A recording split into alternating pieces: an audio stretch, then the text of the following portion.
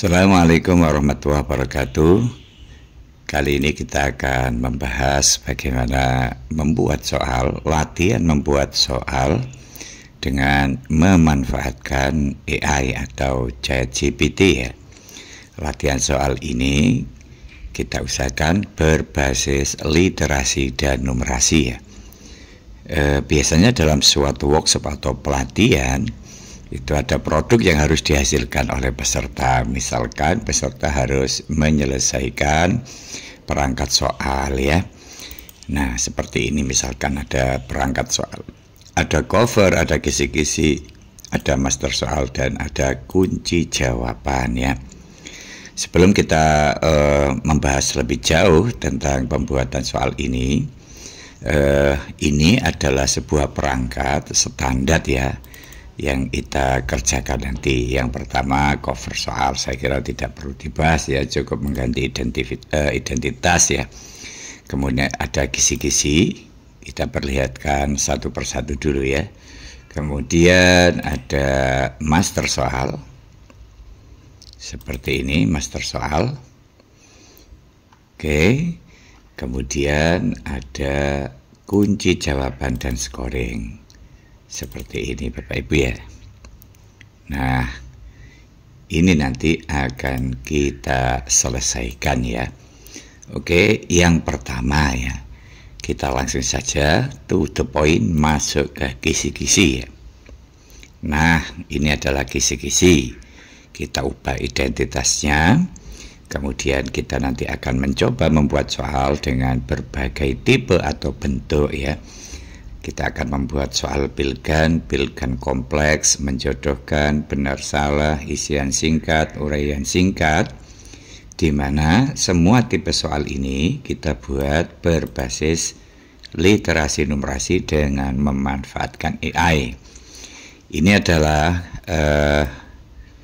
konstruksi dari kisi-kisi soal. Ini saya buat, Bapak Ibu nanti bisa membuat dengan versi yang lain ya. Yang pertama ada tujuan ya, tujuan pembelajaran dan materi. Tujuan pembelajaran dan materi ini nanti bisa kita ambil dari alur tujuan pembelajaran, atau bisa juga diambil langsung dari modul ajar atau RPP ya. Untuk perangkat pembelajaran, yang pertama kan kita harus menganalisis CP untuk membuat TP. Kemudian mengurutkan TP itu, tujuan pembelajaran itu sesuai dengan alur penyampaian di kelas, itulah yang disebut dengan ATP ya. Nah untuk kali ini kita sengaja tidak membahas khusus tentang penyusunan ATP, karena kita sudah masuk pada penyusunan asesmen dalam bentuk pembuatan soal. Nanti Bapak Ibu yang sudah punya ATP ya silakan dipakai. Kalau belum punya ATP silakan mencari ATP atau membuat sendiri ya. Bisa di-download di internet, saya kira banyak itu contoh-contoh tentang alur tujuan pembelajaran pada pelajarannya dan kelasnya masing-masing. Kemudian ada indikator soal, kemudian ada level kognitif, bentuk soal, dan nomor soal.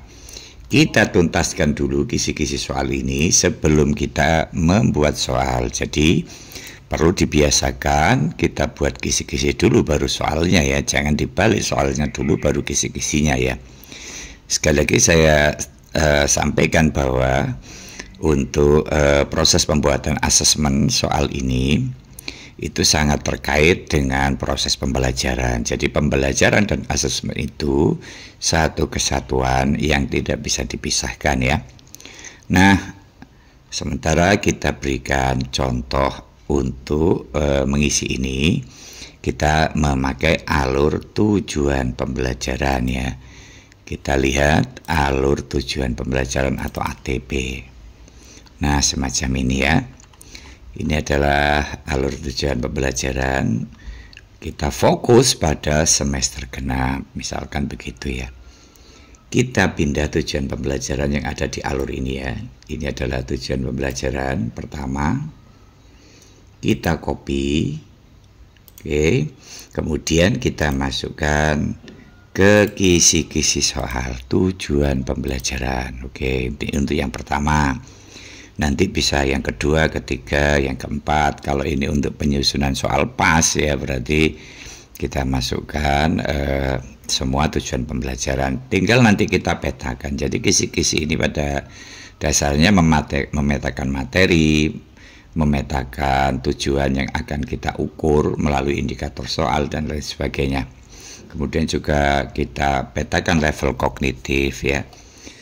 Kemudian juga kita akan membuat variasi bentuk soal. Nah, bentuk soal nanti kita buat misalkan yang pertama Bilgan ya, yang kedua Bilgan kompleks misalkan, kemudian yang ketiga misalkan nanti kita buat soal menjodohkan.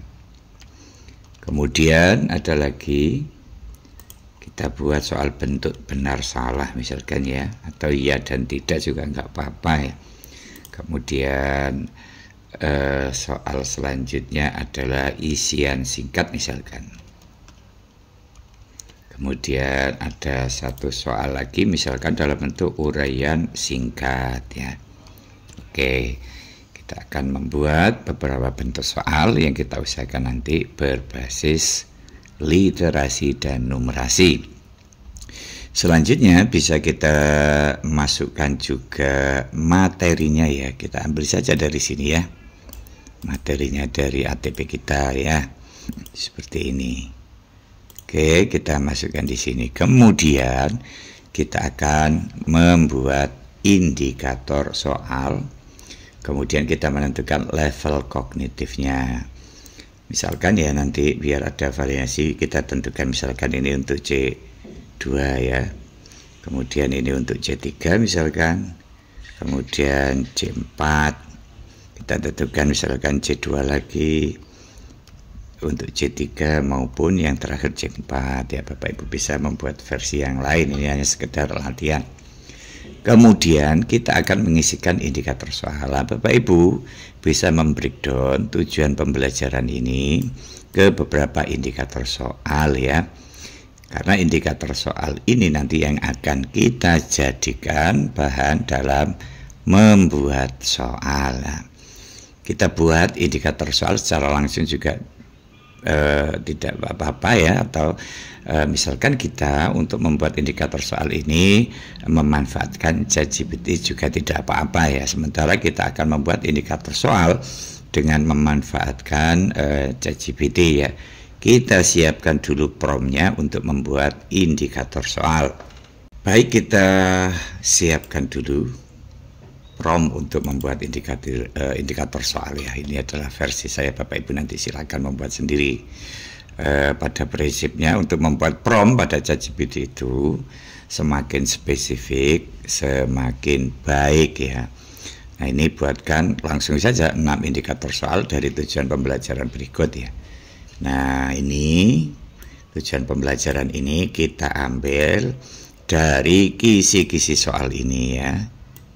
Kisi soal ini kita copy paste kan di sini. Peserta didik dapat mengidentifikasi misalkan pengertian ekologi, faktor biotik dan abiotik ya. Ini kan tujuan pembelajaran, kita menginginkan dibantu membuatkan indikator soal ya.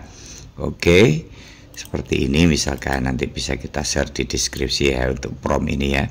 Kemudian kita copy dulu untuk prompt ini. Kemudian kita masuk ke ChatGPT. Oke, kita masuk ke ChatGPT untuk memasukkan prompt yang sudah kita buat tadi itu. Tinggal kita tempel di sini.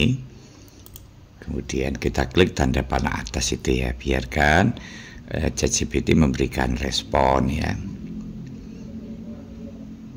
Nah, ini Bapak Ibu ya, langsung saja kita baca, kita ATM lah, kita amati, kita tiru dan kita modifikasi. Kalau memang sudah pas ya, tinggal kita salin ke sini ya. Ini untuk C2 ya, jadi level kognitif ini sudah kita tentukan ya. Pada pemetaan di kisi-kisinya semacam ini. Ini untuk soal Bilgan, kemudian ini untuk soal Bilgan kompleks ya.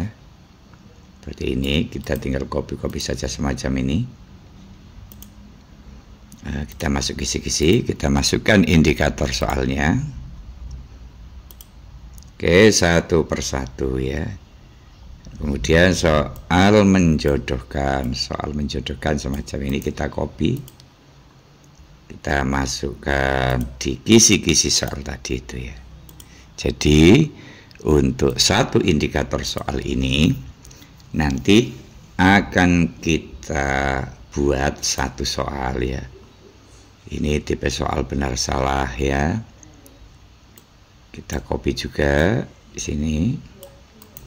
Oke, kemudian kita masukkan ke kisi-kisi seperti ini. Nah, kemudian soal isian singkat. Oke, kita copy ya. Ini ChatGPT ini kan memberikan sebuah ide ya, bukan sebuah keputusan, itu yang perlu diperhatikan ya. Jadi Bapak Ibu nanti kalau dapat respon jawaban dari ChatGPT dalam implementasinya yang sebenarnya di sekolah atau madrasah masing-masing, jangan lupa untuk di ATM, amati, tiru, dan modifikasi semacam ini ya. Oke, kita salin, kemudian kita masukkan ke kisi-kisi semacam ini ya. Nah, kemudian lakukan untuk TP yang kedua ya, TP yang kedua. Sementara kita lihat di ATP kita ya, ini adalah tujuan pembelajaran yang kedua ya, kita ambil dari sini aja ya. Sebenarnya tujuan pembelajaran sama alur tujuan pembelajaran itu kan berisi tujuan pembelajaran, cuman pada alur tujuan pembelajaran ini TP-nya diurutkan sebagaimana alur penyampaian di dalam kelas ya. Kita masukkan untuk tujuan pembelajaran yang kedua. Nah, kemudian lakukan seperti langkah-langkah saya tadi dalam mensimulasikan TP yang pertama semacam ini ya. Oke, misalkan ini seumpama sama ya, bisa kita copy semacam ini. Nah, kita copy semacam ini, tinggal kita ubah saja nanti level kognitifnya. Kemudian kita membuat indikator soal, bisa membuat prompt seperti tadi itu ya, bisa membuat prompt seperti tadi itu, kemudian isikan di sini. Nah, yang perlu diperhatikan lagi nanti di dalam membuat penomoran soal, ini penomoran soal ya, ini kan ada nomor indikator soal ya. Penomoran soal nanti bisa jadi kita urutkan dulu. Yang pertama misalkan soal Pilgan, kita kasih nomor urut 1. Kemudian soal Pilgan yang kedua ini nomor urut soal mungkin ada di sini ya. Misalkan simulasi untuk 2 TP ya. Jadi nanti soal Pilgan kumpulkan soal Pilgan komplek, misalkan ini Pilgan komplek ini adalah nomor 2, yang ini nomor 4 gitu ya. Jadi nanti soal-soal itu yang Pilgan kumpul dengan Pilgan komplek kumpul dengan Pilgan komplek, menjodohkan juga kumpul dengan menjodohkan ya. Oke Bapak Ibu, ini adalah proses dalam membuat kisi-kisi yang semestinya dibuat oleh guru sebelum guru itu membuat soal ya.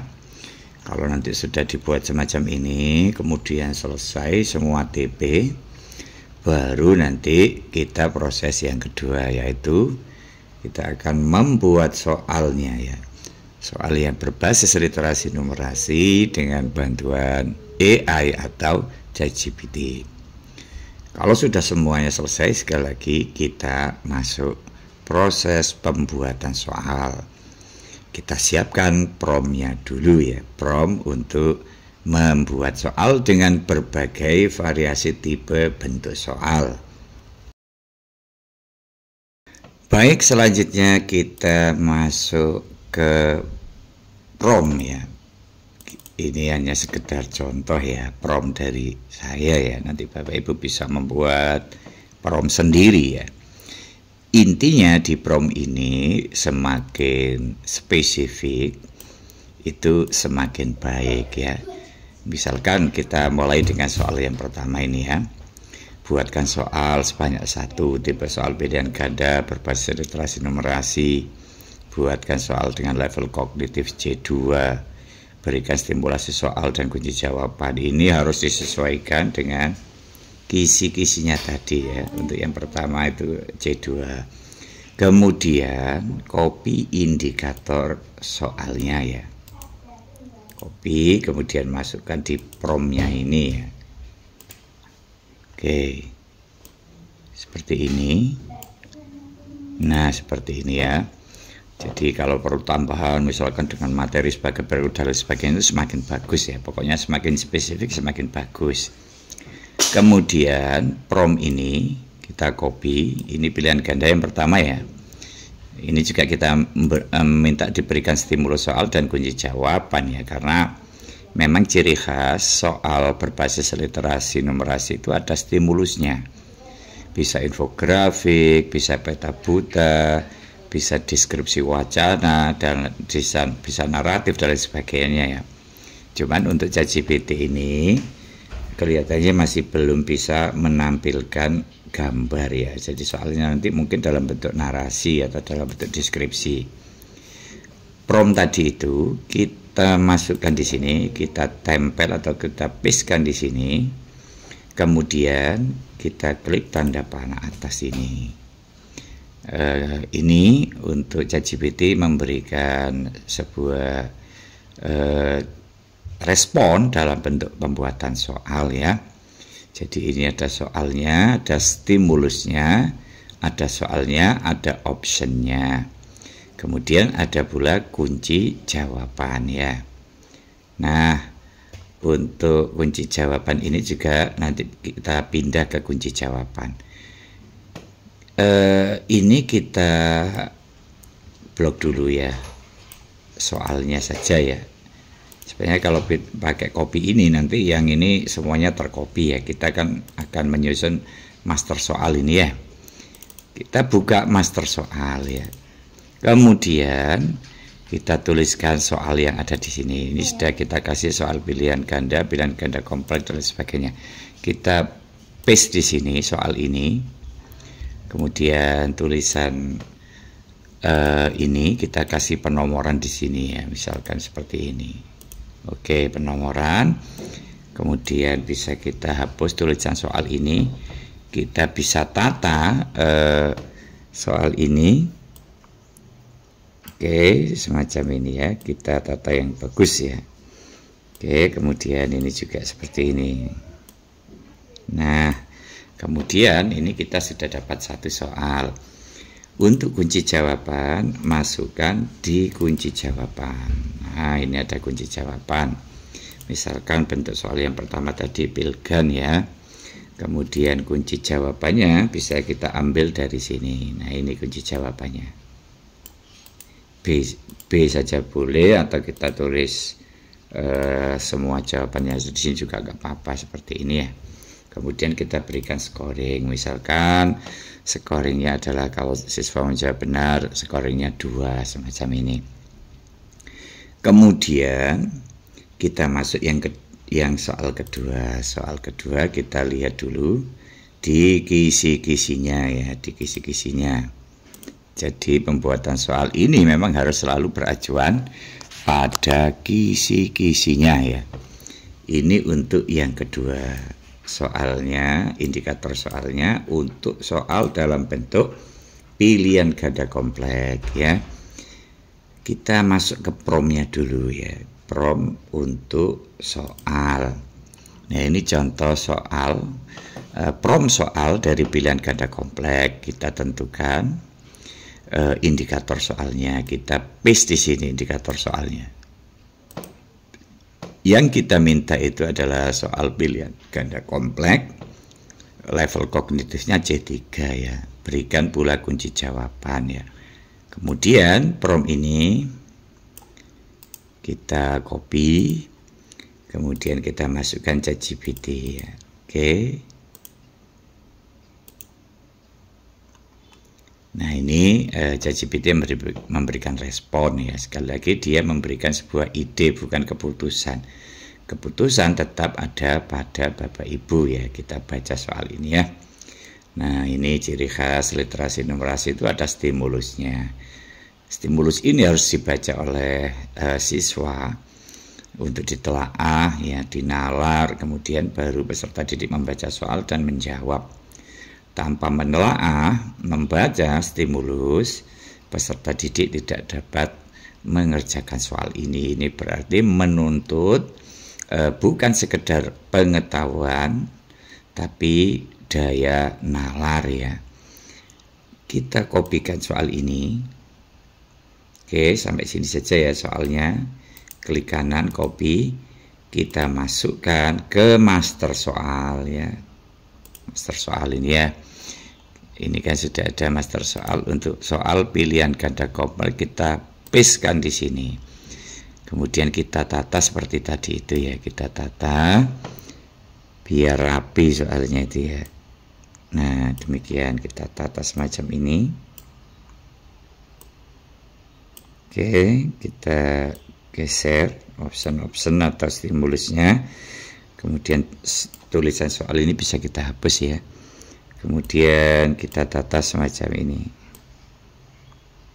Nah, perhatikan Bapak Ibu, untuk soal ini pilihan ganda kompleks, jawaban soal yang benar itu adalah 2 option ya. Nah, seperti ini ada stimulusnya. Peserta harus membaca soal ini, kemudian baru membaca soalnya, kemudian memilih jawabannya ya. Jangan lupa untuk kunci jawaban ini bisa kita masukkan ke kunci jawaban. Oke, seperti ini Bapak ya, kunci jawaban. Soal nomor 2 kita tulis pilihan kompleks gitu ya. Kemudian kita masukkan kunci jawaban ke sini. Ini kan ada 2 ya. Jadi bisa kita buat scoring seperti ini ya. Nah, seperti ini. Ini contoh-contoh ya. Nanti Bapak Ibu bisa melanjutkan sendiri ya, bisa melanjutkan sendiri membuat soal dalam bentuk menjodohkan dan lain sebagainya ini ya. Ini sekali lagi penomorannya nanti antara nomor indikator soal dengan nomor soal itu berbeda ya. Kalau untuk nomor soal saya sarankan untuk pilgan ya urut dengan pilgan. Setelah pilgan kompleks ya pilgan kompleks semua. Jadi ini nomor 1, pilgan nomor ini yang nomor 2. Kalau misalkan ini hanya ada 2 TP loh ya. Kemudian ini nomor 3. Kemudian pilgan kompleksnya nomor 4. Mungkin menjodohkannya nanti yang ini nomor 5. Yang menjodohkan yang ada di sini nomor 6 misalkan ya. Ini menjodohkan nomor 5. Kalau ini berarti nomor 6 misalkan begitu Bapak Ibu. Jadi nanti pengelompokan di master soal itu terklasifikasi sesuai dengan tipenya masing-masing. Nah, itu sekilas gambaran dari saya ya. Nanti bisa mengembangkan sendiri. Intinya kita dalam penyusunan soal itu dibiasakan membuat petanya ini dulu untuk memetakan kompetensi, memetakan tingkat kesulitan, memetakan dari tujuan pembelajaran yang kita ukur ketercapaiannya ya. Baru kisi-kisi selesai, kita baru masuk ke soal ya. Nah, kita lihat dulu semuanya ya. Ini adalah kisi-kisi soalnya, selesaikan semua nanti. Kalau bisa nanti tiap tiap tipe soal buat sebanyak 5 gitu ya, biar lebih enak gitu ya, terlatih nanti. Kemudian nanti dalam pembagian tujuan pembelajaran apakah harus selalu tipe soal semacam ini ya? Tidak selalu ya, tinggal kita sesuaikan dengan proporsi. Misalkan kalau TP-nya banyak kan, kalau kita batasi soalnya hanya 30, ya bisa jadi satu TP itu kita pilih hanya pilgan kompleks sama menjodohkan saja, misalkan begitu ya. Nanti TP yang kedua dalam bentuk yang lain, benar salah atau isian singkat. Kalau itu TP-nya itu banyak ya. Kebetulan contohnya tadi di ATP saya itu tujuan pembelajarannya ada 5 ya. Kalau 5 misalkan membuat soal 30 ya bisa kita bagi proporsi ya, tiap soal misalkan kita buat 6 gitu ya. Bapak Ibu, ini sekilas tentang alur pembuatan soal, terutama yang berbasis literasi numerasi menggunakan bantuan ChatGPT. Pesan saya untuk teman-teman guru, ChatGPT sekali lagi hanya memberikan referensi, hanya memberikan ide, bukan memberikan keputusan ya. Jadi kalau ada hasil dari ChatGPT perlu ditelaah kembali, diteliti, diamati, ditiru maupun dimodifikasi dan jangan terlalu bergantung ya. Ini hanya sebuah pelatihan. Nanti kalau sudah terlatih, Bapak Ibu bisa tidak menggunakan ChatGPT, bisa dilakukan secara langsung ya.